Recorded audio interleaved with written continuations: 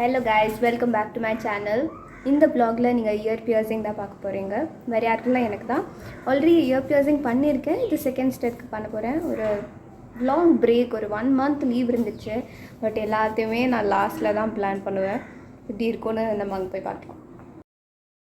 நான் year பியர்சிங்க்கு Anna Nagar GRT தான் போயிருந்தேன். யூஸ்வலாக இந்த ஸ்டெப்ஸ்லாம் ஏறும்போது ஒன்றுமே தோணாது. பட் இந்த வாட்டி ரொம்ப ஹாப்பியாக இருந்துச்சு. ஏதோ பெருசாக வலிக்க போகுது அப்படின்லாம் நினச்சிட்டு தான் நான் போயிட்டுருக்கேன் உள்ள. பட் ரொம்ப ஹாப்பியாக இருக்குது. கிரவுண்ட் ஃப்ளோர் போயிட்டு ப்ராடக்ட் முதல்ல செலக்ட் பண்ண சொன்னாங்க. அப்புறம் கன் ஷாட்டாக இல்லை மேனுவலாக பண்ணுறீங்களான்னு கேட்டாங்க. ஸோ அதெல்லாம் டிசைட் பண்ணிவிட்டு கொஞ்சம் ப்ரொசீஜர்ஸ்லாம் முடிச்சுட்டு நான் சும்மா உட்காந்துட்டு இருந்தேன். அப்புறம் பில் போட்டு ப்ராடக்ட்லாம் வாங்கிட்டு திருப்பி ஃபர்ஸ்ட் ஃப்ளோர் போனோம். ஃபர்ஸ்ட் ஃப்ளோர் போய் டோக்கன்லாம் வாங்கிட்டு பியர்சிங் பண்ணோம்.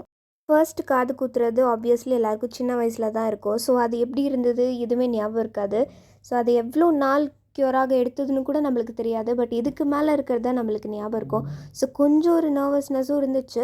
அவர் ஃபர்ஸ்ட் ஒரு ஆயின்மெண்ட் அப்ளை பண்ணிவிட்டு அப்புறம் மெஷர்மெண்ட்ஸ்லாம் எடுத்தார். டெய்லி தேங்காய் எண்ணெய் அப்ளை பண்ண சொன்னாங்க. அப்புறம் வேறு ஏதாவது ட்ரபிள் அப்படி இருந்துச்சுன்னா திருப்பி இங்கே வந்துட்டு அவர் அதை ரிமூவ் பண்ணித்தரேன் அப்படின்னு சொல்லியிருந்தார்.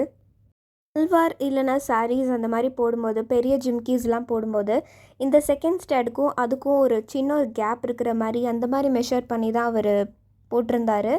அப்புறம் என்கிட்ட ஒரு மிரர் கொடுத்துட்டு செக் பண்ணவும் சொல்லியிருந்தாங்க. அப்புறம் லாஸ்ட்டில் பியர்சிங் பண்ணாங்க.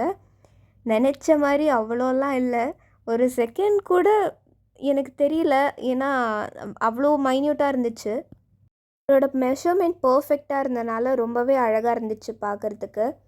அப்புறம் இன்னொரு காதும் அதே மாதிரி பியர்சிங் பண்ணி முடிச்சிட்டாங்க. ஃபைனல் லுக் சூப்பராக இருந்துச்சு. நான் எக்ஸ்பெக்ட் பண்ணதை விட சூப்பராகவே இருந்துச்சு.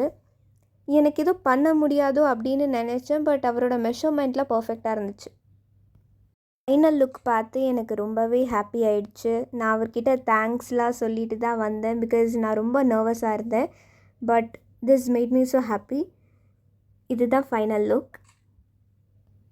நெக்ஸ்ட் நாங்கள் ஒரு இயரிங் பார்க்கலான்னு போய் அதை வாங்கிட்டு அங்கேருந்து கிளம்பிட்டோம் guys.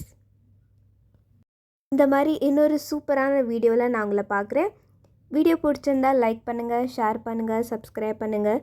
See you in the next video. Until that, bye bye.